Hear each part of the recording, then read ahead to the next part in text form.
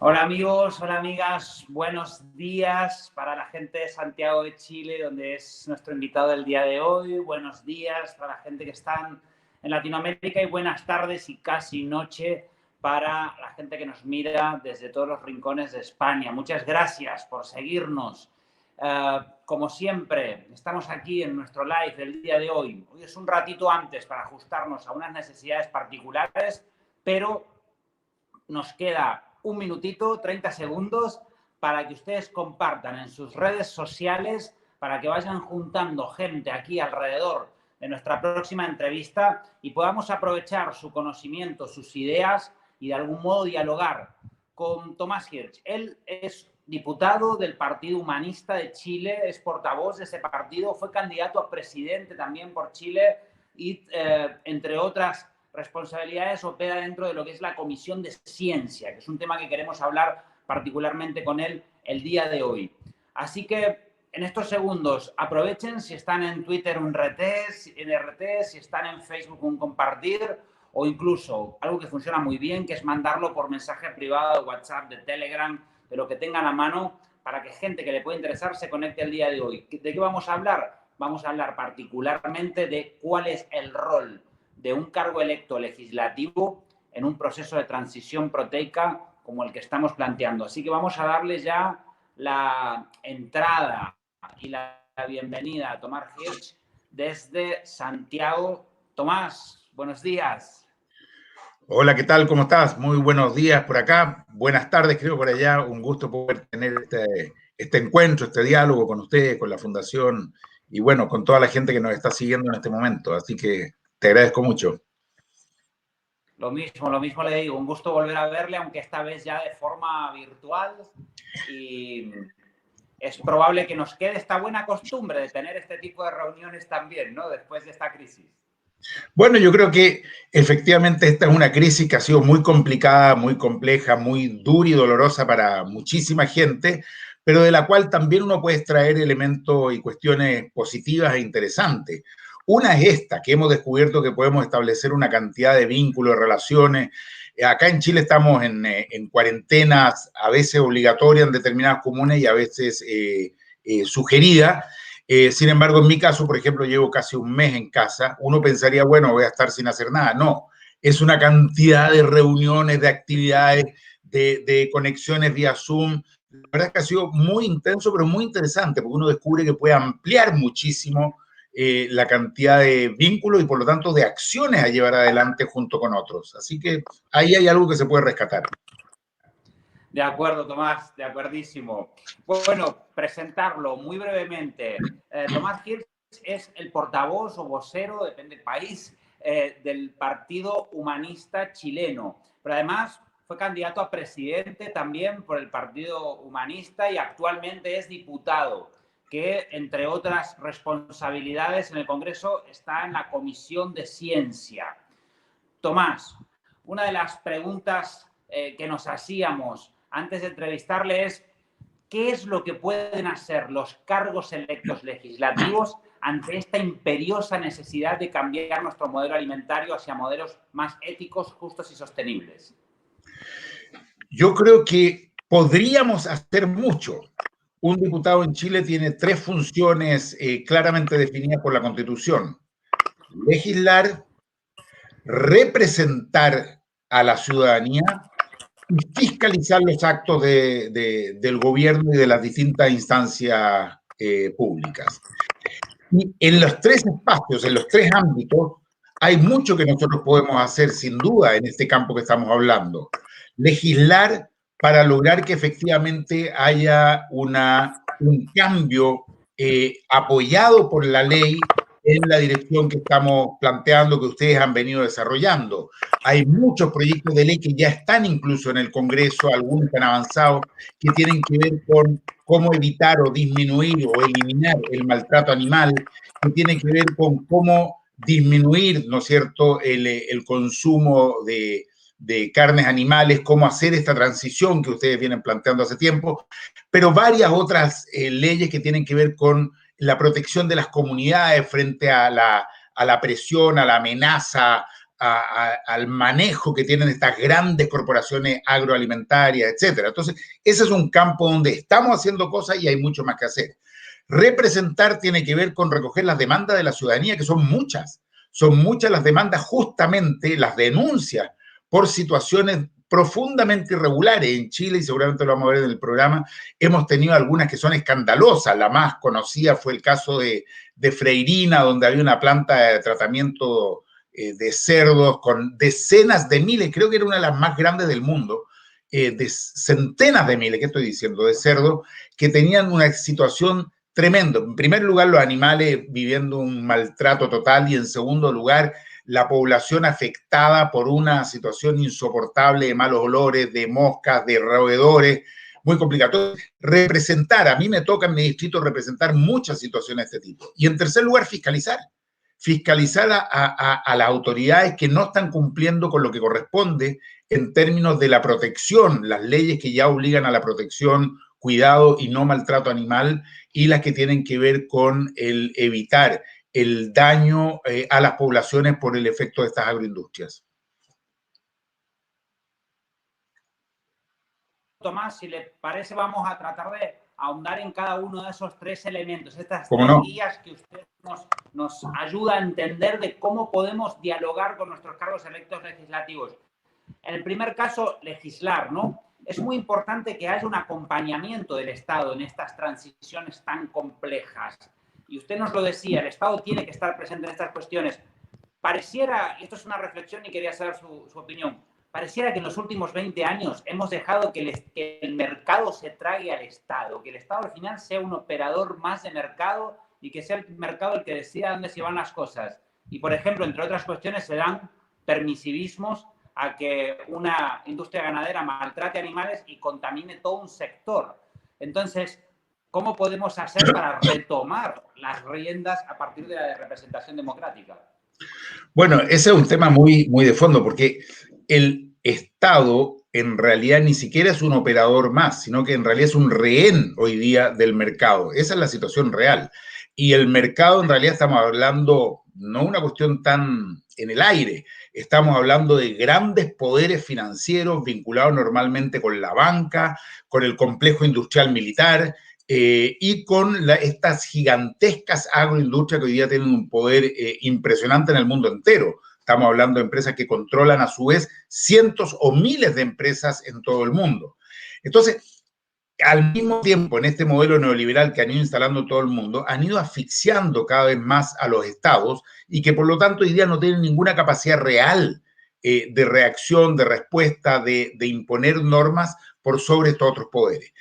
Entonces, claro que hay una tarea fundamental que tenemos que hacer los legisladores, pero tenemos tremendamente reducidas, y hay que entenderlo bien, las capacidades y las facultades por estos mismos poderes, estos mismos lobbies. En el caso de Chile ha sido tremendamente escandaloso en los últimos años, no solo el lobby, sino directamente el cohecho, la corrupción que ha habido en una relación entre estos grandes poderes económicos y el mundo político. Han habido situaciones tremendamente escandalosas que han significado cuestiones muy concretas en este tema que estamos hablando. La legislación de aguas en Chile es única en el mundo, en que se entrega el agua a perpetuidad a privados, los derechos de agua, o la ley que le entregó los derechos de pesca también a perpetuidad a 7 familias.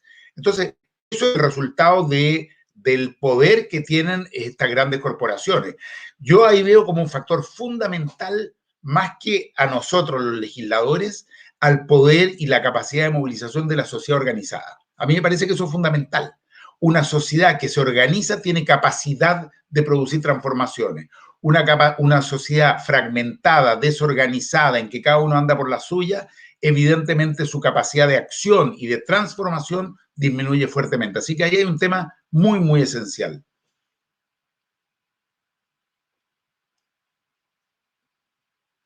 Tomás, en este debate sobre legislar en cuestiones de mercado, sale un discurso muy habitual que dice, mejor que el Estado no se meta en las cuestiones privadas. Pero yo me hago una pregunta.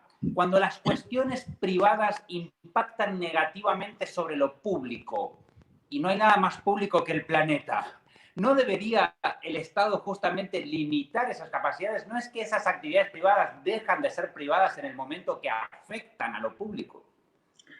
Mira, tú sabes muy bien que quienes dicen eso lo dicen porque tienen un interés muy particular y concreto. Y su interés es poder hacer sus negocios, sus negociados, sus cosas, sin que nadie se meta con ellos, sin ser fiscalizado, sin ser controlado. Efectos de la reducción que han hecho del Estado es que, por ejemplo, los organismos que tienen que hacer los controles no cuentan ni siquiera con gente. Te doy un ejemplo en el mundo que estamos hablando. Cernapesca es un organismo del Estado en Chile que tiene que controlar todas las actividades pesqueras. Hay regiones completas en que hay flotas pesqueras gigantescas en que el Estado cuenta con un fiscalizador para, no sé, 20 caletas de pescadores artesanales y 5 caletas, puertos industriales.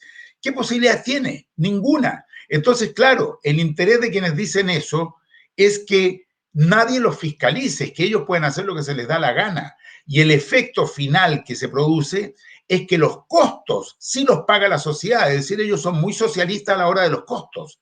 Y ahí sí hay que se distribuye entre todo el mundo, pero los beneficios se los llevan solo ellos.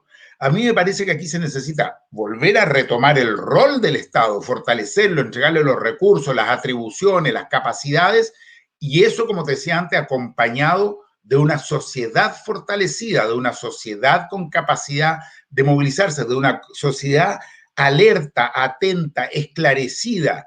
Acá hay temas que se esconden mucho, y tú lo sabes muy bien, justamente en estos temas. Se esconde mucho lo que pasa con el daño ambiental fruto de estas mismas actividades. Se esconde mucho cómo la crisis que tenemos del agua hoy día es efecto de la irresponsabilidad que han tenido en el uso de los recursos. Se esconde lo que sucede con el maltrato animal, que es monstruoso, ¿no es cierto?, en estas grandes plantas. Todo eso se tapa para que no se vea. Bueno, nosotros necesitamos correr la cortina, develarlo. Y ahí hay un rol del Estado y de la sociedad. De acuerdo más.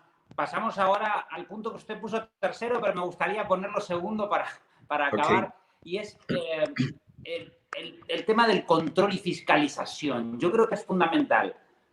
Tengo constancia y conciencia de que la mayor parte, si no todos los estados del mundo, disponen de la misma información que dispongo yo, que es la afección que está generando la ganadería industrial particularmente y el destrozo sobre los ecosistemas, la caza de animales para el consumo, etcétera, que está generando hoy por hoy en el planeta, y que esto realmente es un abismo que tenemos a pocos metros.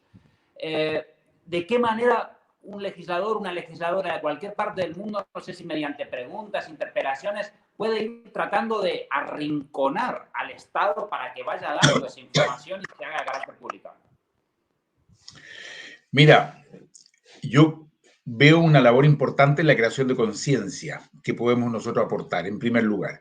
Nosotros acá en Chile hemos creado hace ya un tiempo, tú la conoces, la bancada parda, ¿no es cierto?, que es una bancada que está justamente por todo lo que tiene que ver con legislación para evitar y anular el maltrato animal, pero también para controlar todo lo que estamos hablando, la agroindustria y la destrucción ambiental, muy vinculado a ambos temas.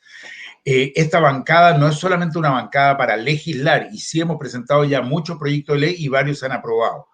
Y varios otros los tenemos en este momento en carpeta. Te menciono, por ejemplo, terminar con las carreras de perros galgo, que son una tradición en el campo chileno, pero que significan una tremenda crueldad contra los perros.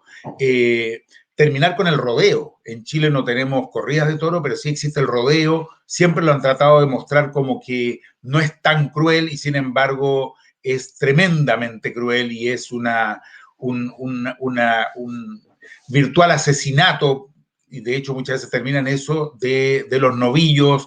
Es todo un espectáculo muy brutal, pero además muy sufriente para los animales. Logramos que se aprobara lo que se llamó la ley Cholito, que tenía que ver justamente con el castigo y la sanción al maltrato animal, a aquellos que teniendo animales no cumplan con determinadas normas. Y así varias otras, y yo creo que se ha ido avanzando. Eso ha sido muy importante. En segundo lugar, el trabajar en conjunto con otras bancadas la bancada parda, la bancada animalista, tiene mucho que decir y que hacer en conjunto con la bancada ambientalista, ecologista, pero también con otras, con la que tiene que ver con el fortalecimiento del poder local, porque el poder local contribuye también a fiscalizar, no esperar desde el poder central la respuesta, sino que a nivel municipal, comunal, de organizaciones de los vecinos, poder tener una capacidad de control. Por lo tanto, hay un trabajo de interacción que es muy importante. Por otro lado, hemos abierto canales para recibir denuncias y esos canales son muy importantes porque muchas veces la gente siente que no tiene a dónde acudir cuando está viendo, viviendo y experimentando situaciones de maltrato animal o de daño a la comunidad humana por situaciones que afectan a los animales.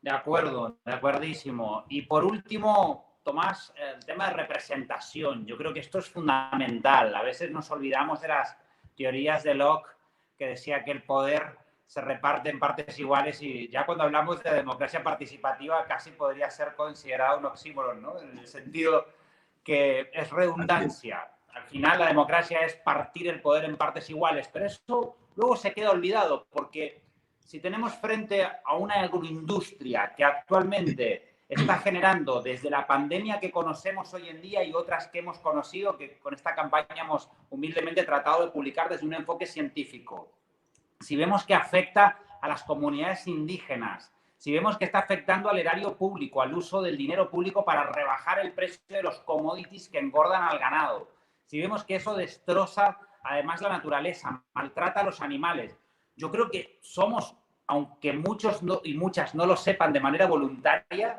somos una gran mayoría que queremos frenar esto, sea como sea. ¿Por qué a veces en los parlamentos se da lo contrario, ¿no? ¿Por qué a veces parece que, digamos, la sensación o la opinión mayoritaria, la voluntad mayoritaria en los parlamentos es minoritaria?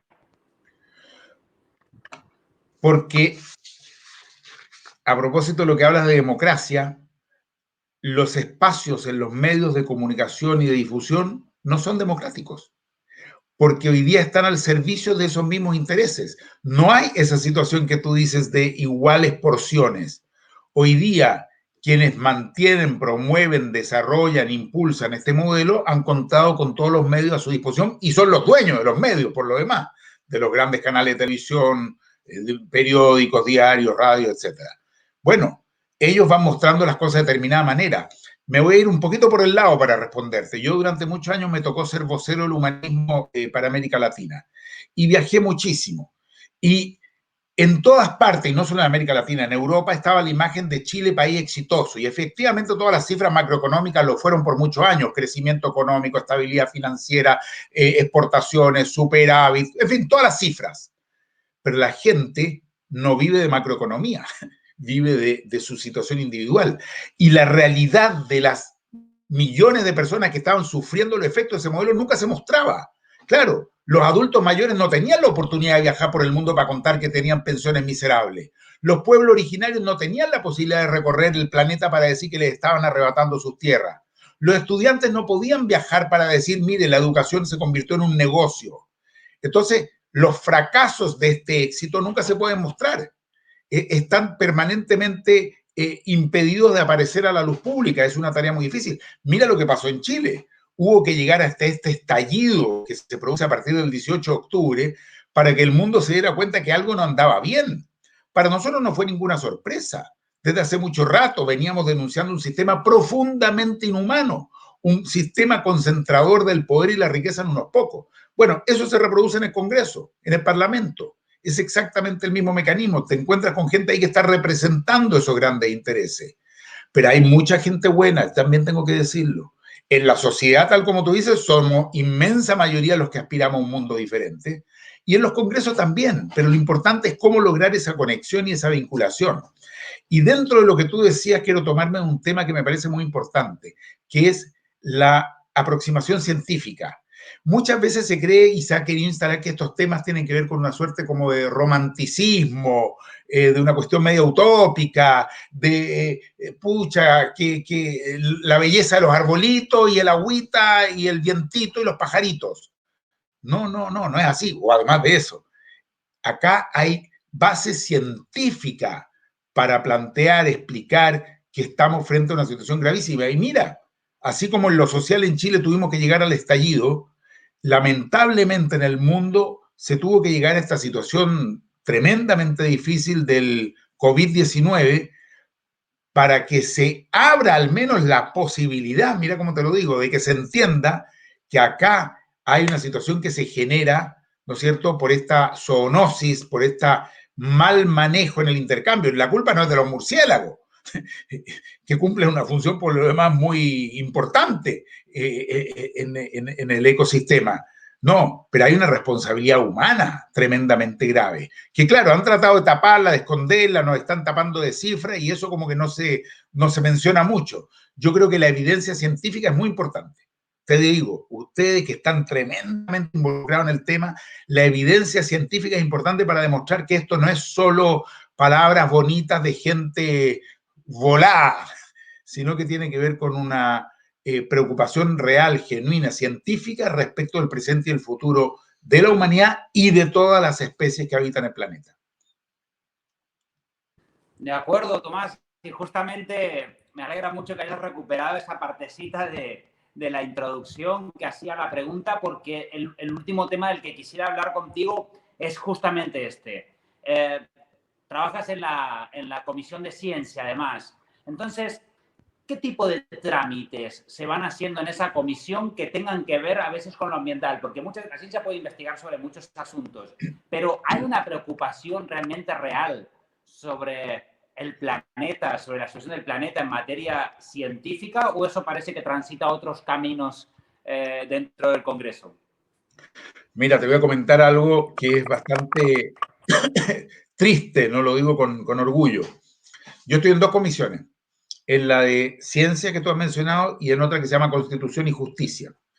En la de justicia estamos tapados de proyectos, tapados. Hay alrededor de 1000 proyectos en fila, además, desde los años 90 hasta ahora, que nunca se van a ver muchos de ellos.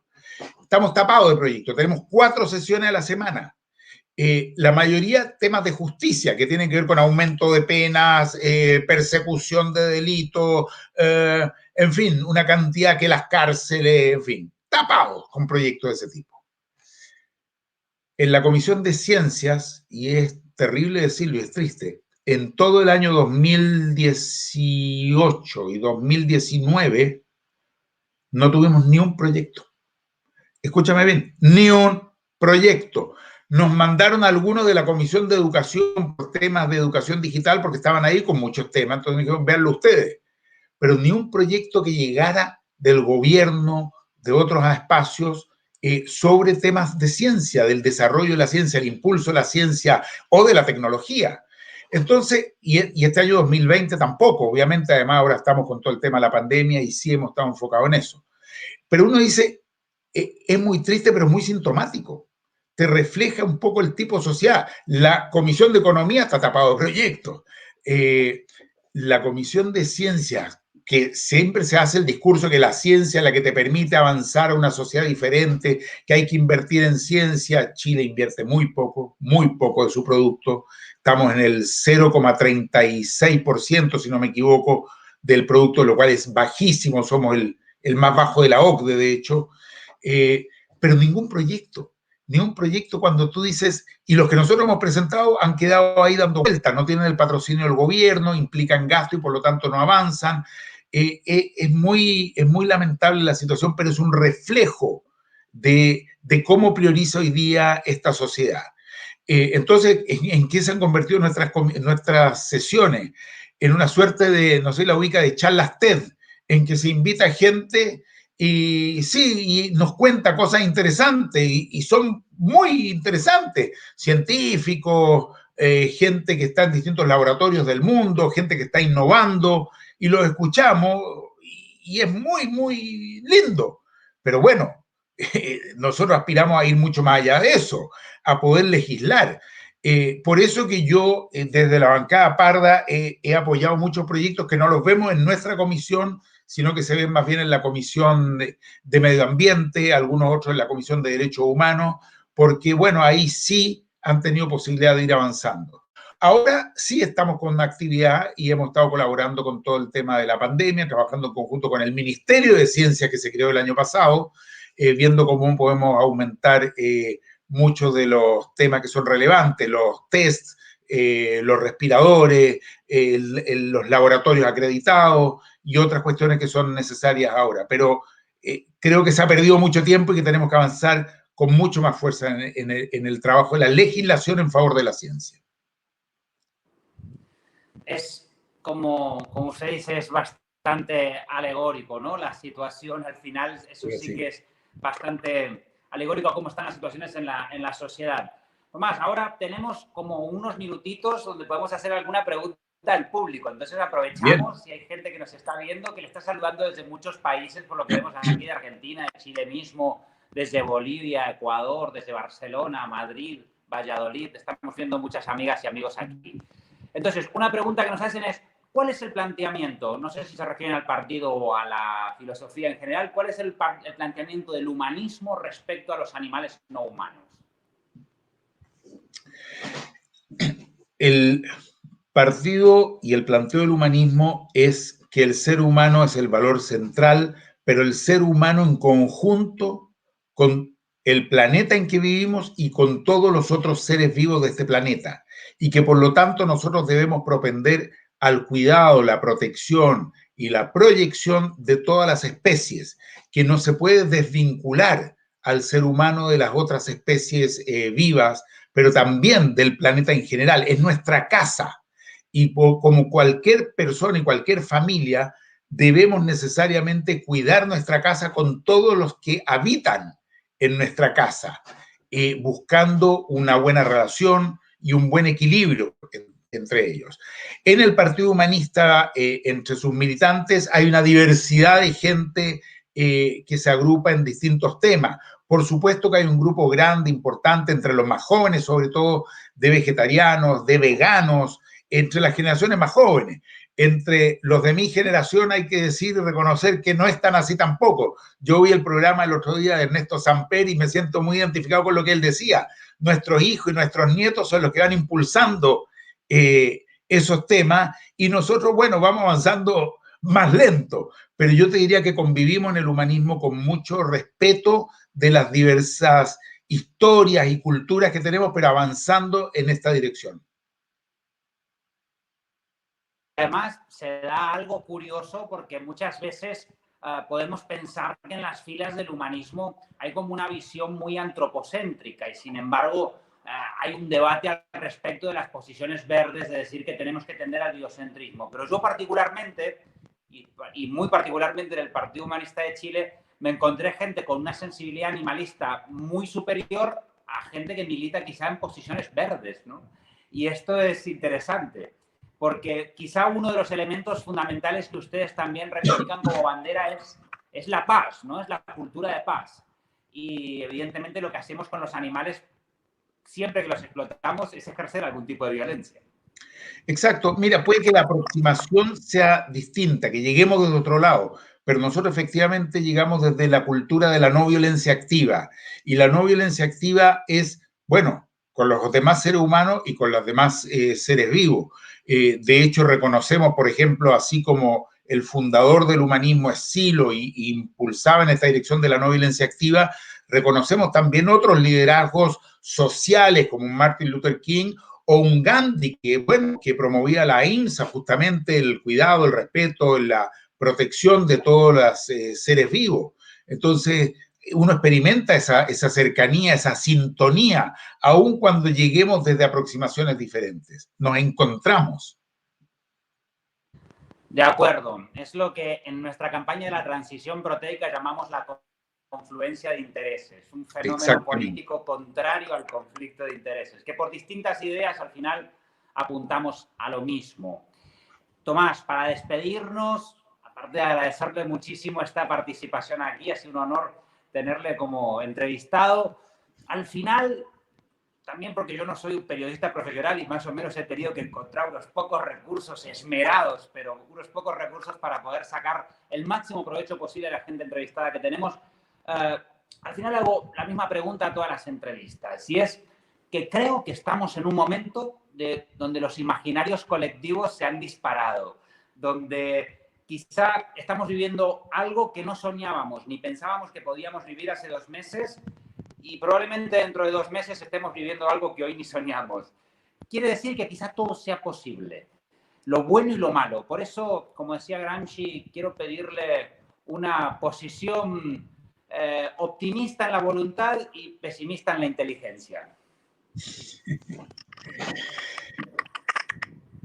Yo creo que en este momento de la historia se abren 2 caminos entre nosotros, que yo los he llamado, como otros también lo han hecho, el camino del sí y el camino del no.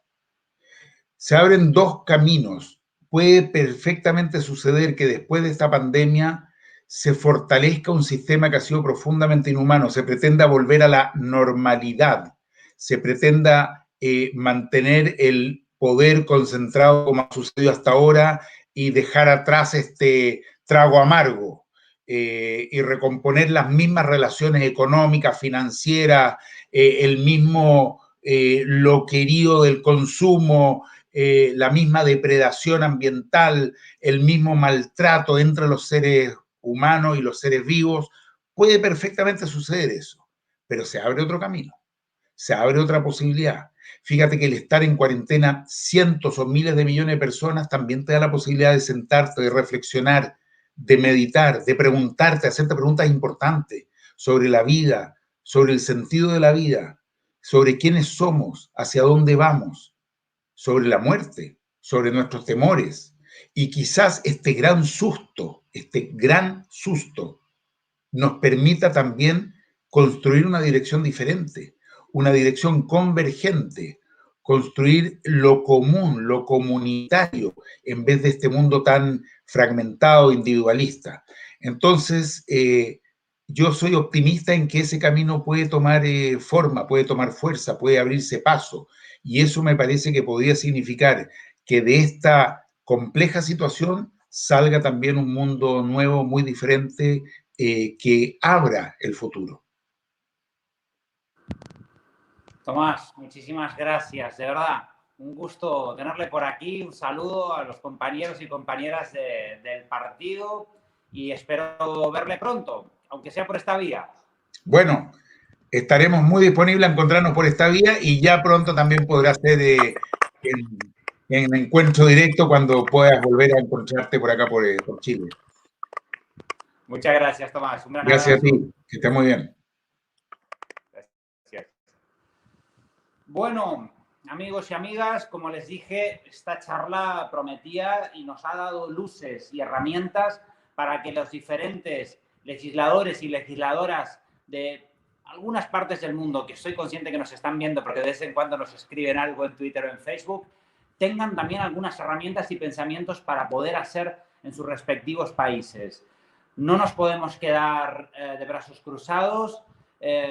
Mientras el mundo decidió que iba a parar, desde nuestro lugar decidimos que íbamos a movernos todavía más. Y es el momento de impulsar procesos de transición proteica, ese pacto social, ese nuevo acuerdo social para un nuevo modelo alimentario, un modelo que no solamente en el que solamente podamos comer, sino que podamos comer todos, en un modelo donde los animales no sean tratados como cosas, donde el planeta no sea comprometido de la forma que lo estamos haciendo hoy en día, donde la salud pública no sea puesta en riesgo, tal y como estamos viviendo en esta crisis sociotécnica de la COVID-19. Por eso, importantísima la intervención hoy, las palabras, la entrevista que nos da Tomás Hirsch. Mañana tenemos la última emisión live de esta campaña. Es con Jerico Fiestas. Él es un economista peruano, doctorando en gestión del territorio, que analiza o analizará el commodity soja, la especulación financiera detrás de la carne.